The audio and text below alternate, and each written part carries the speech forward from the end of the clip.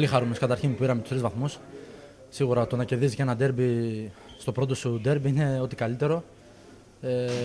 Είχαμε ανάγκη αυτό το παιχνίδι. Νομίζω ότι όλος ο κόσμος κατάλαβε από την αρχή ότι μπήκαμε για τους 3 βαθμούς και νομίζω ότι ήταν μια πολύ δίκαια νίκη.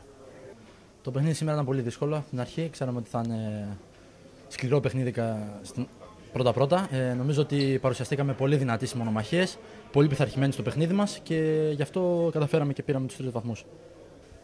Ο κόσμος μας έδωσε μια έξτρα όθηση προς την νίκη, το χρειαζόμαστε. Κατάλαβα και εγώ πως είναι να παίζεις με γεμάτο γασιπί.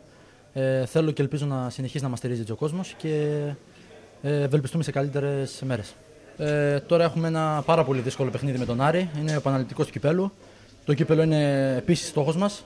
Δεν θα πάμε αδιάφοροι καθόλου, πιστέψτε μας, και νομίζω ότι θα καταφέρουμε να πάρουμε το επιθυμητό αποτέλεσμα.